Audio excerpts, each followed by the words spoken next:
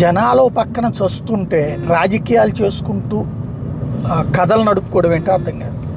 Fee reimbursement డబ్బులు వేస్తారా వెయ్యరా? ఈ ఏడాది వేస్తారా వెయ్యరా? జగన్ బకాయి పెట్టిపోయాడు. చంద్రబాబు నాయుడు బకాయి పెట్టిపోతే జగన్ తీర్చాలా, జగన్ బకాయి పెట్టిపోతే చంద్రబాబు తీర్చాలా? అది రూల్ అంతే. ఎవడు అధికారంలో ఉంటే ఆడు తీరుస్తాడు. అధికారం నుంచి దిగిపోయేటప్పుడు బకాయిలు పెట్టడం అన్నది ప్రతి ప్రభుత్వం చేసేదే. అదే పోచుకోలు కబుర్లు చెప్పుకుంటే ఎంతకాలం పాటు నడుపుతారు? పాయింట్ ఏంటి? వాళ్ళ మేము చెప్పాం కాలేజీలో వాళ్ళకి మీరు సరిగ్గా చేయమని. ఆ కాలేజీలో వాళ్ళు అంటే ఈ గొడవ అంతా ఎందుకు వస్తుంది? హాల్ టికెట్ ఇవ్వాలంటే మీరు ఫీజు కట్టకపోతే హాల్ టికెట్ ఇవ్వం. మార్కు లిస్ట్ కావాలంటే మీరు ఫీజు కట్టకపోతే ఆ మార్కు లిస్ట్ ఇవ్వం. ముందు డబ్బులు కట్టండి, ఆ తర్వాత గవర్నమెంట్ పాకిస్తే తీసుకో అంటే ఆ ప్రభుత్వాలకి, ఆ ప్రైవేట్ విద్యా సంస్థలకి గవర్నమెంట్ మీద నమ్మకం లేదు.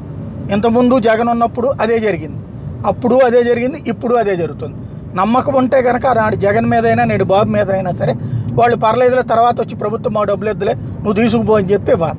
అట్లా ఇవ్వకపోతే ఆ రోజున కట్టారు. కట్టిన తర్వాత పోనీ గవర్నమెంట్ నుంచి ఫీజులు వచ్చినప్పుడు రెట్టించారా? ఎవడూ ఇవ్వలేదు.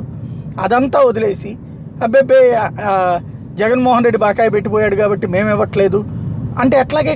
అప్పుడు ఇంకా పిల్లల పరిస్థితి ఏంది? ప్రతి 5 ఏళ్లకు ఒకసారి చివరిలో వీళ్ళు ఆపుతారు, కొత్తగా వచ్చేవాళ్ళు ఒకసారి ఆపుతారు. అంటే 5 ఏళ్లలో 3 ఏళ్ళు ఫీజు రియంబర్స్మెంట్ ఇచ్చి 2 ఏళ్ల పాటు ఆపుతారా? అది కరెక్ట్ అయిన పద్ధతేనా? ఇంకా అప్పుడు చదువులతో ఆటలాడుకోవడం కాదా? సమస్య ఎక్కడుంది అంటే రాజకీయాల కోసం ప్రజలకు సంబంధించినటువంటి కీలకమైనటువంటి అంశాలు వదిలేస్తున్నటువంటి పరిస్థితి. ఖచ్చితంగా ఈ విషయం మీద సీరియస్గా దృష్టి సారించాల్సిన అవసరం అయితే బాబు సర్కార్కు ఉంది.